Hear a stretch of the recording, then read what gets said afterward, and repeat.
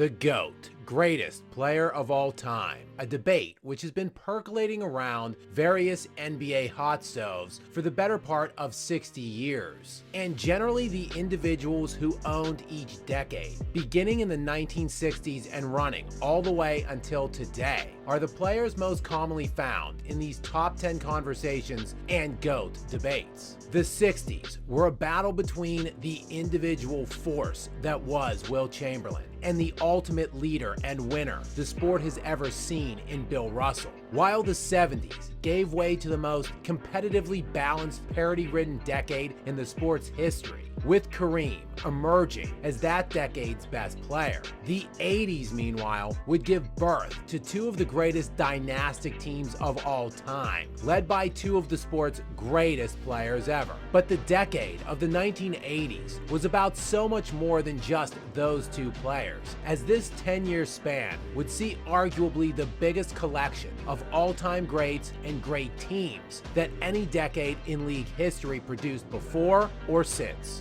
This decade saw one of the greatest teams in NBA history, the 82-83 Philadelphia 76ers, which had perhaps the greatest single-season playoff run of all time, running through the postseason that year with a 12-1 record, including a 4-game sweep in the NBA Finals of the Magic and Kareem LA Lakers. The Sixers that season paired legendary Julius Erving alongside Moses Malone, who was named both Finals and League MVP that season. And Moses Malone was one of the very best players of the 1980s and in NBA history for that matter, as he was named an All-Star for 9 years out of that 10-year span, while also being named to an All-NBA first or second team 6 times during this decade. He averaged 24 points and 13 rebounds a game for the 1980s, and his 18,491 points are actually second most of any player during this 10-year span.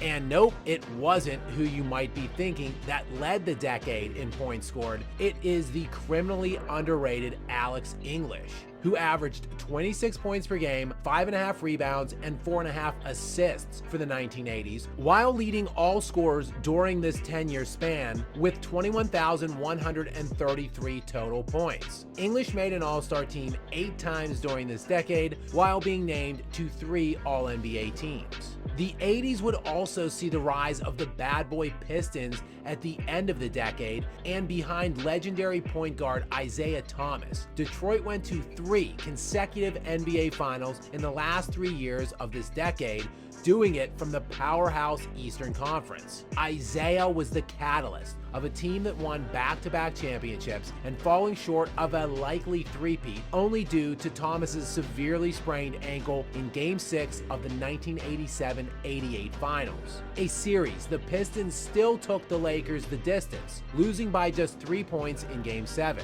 For the decade, of which Thomas played only 9 years, he was named an All-Star all 9 seasons, while also being named to 5 All-NBA teams and averaging 20 points, 10 assists, and 2 steals per game, on his way to becoming one of the best point guards ever, and certainly one of the very best players of the 1980s. And during this stacked decade, a new crop of players would enter in during the middle part of it that would forever change the course of the league's history, as probably the greatest and most top-heavy draft of all time was that famed 1984 class that included Michael Jordan at the 3rd pick overall and a player in Hakeem Olajuwon, so great at number 1 that you can actually excuse the Rockets for passing on the GOAT. This draft also included Charles Barkley and John Stockton coming off of the board. And while Hakeem and Jordan wouldn't really come to own a decade until the next one, since they each only played 6 of the 10 years of the 80s, Jordan certainly would make a resounding statement during this decade,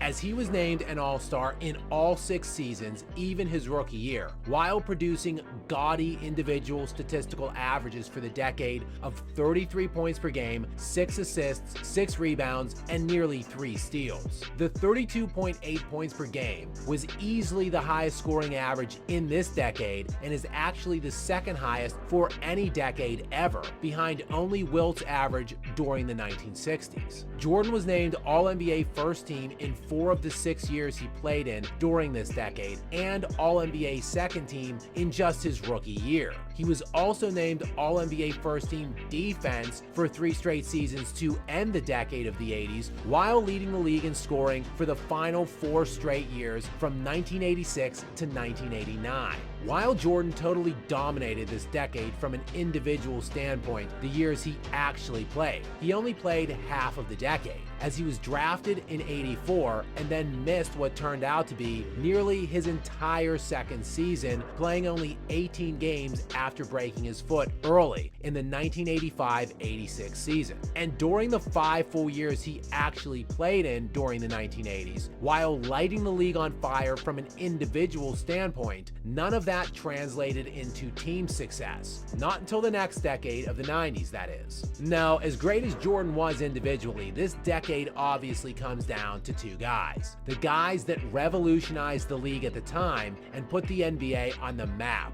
during the 1980s. Bird and Magic. Magic and Bird. Larry Bird, who was drafted with the number 6 overall pick in the 1978 draft by the Boston Celtics at the age of 22, but opted instead to return to Indiana State for his senior year in college and forego entry into the NBA until the following 1979 season. And in that senior year at Indiana State, he would end up facing the Michigan State Spartans and Magic Johnson in the 1978-79 NCAA championship game. Magic would then, of course, be drafted with the first pick of the 1979 NBA draft, and the Bird and Magic era would officially begin, with these 2 players being intrinsically connected for the rest of time. At least one of these players appeared in every NBA Finals series from the 1980-81 season and running all the way through the final year of the decade in 1989-90. And the 2 combined to win 7 of the 10 championships in this decade, with Magic winning 4 and Bird winning 3.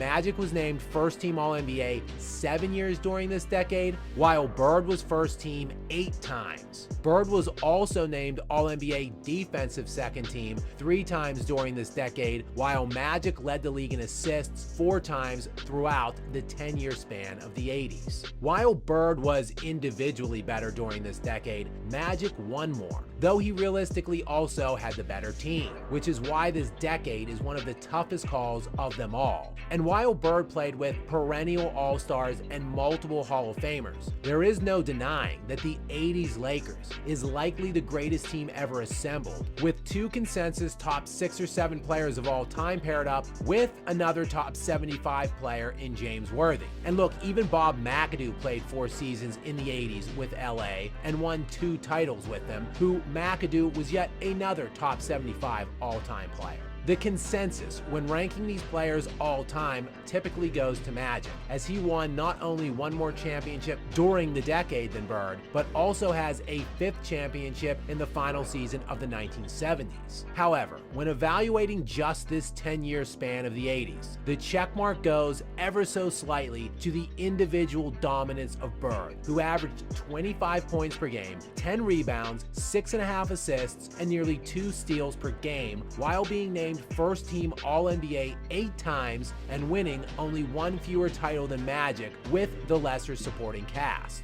And while this does conclude our look at the 1980s, make sure to subscribe and tune in for the next episode of the GOAT by Decades, when we take a look at the most singularly dominated decade of them all, the 90s. Until next time.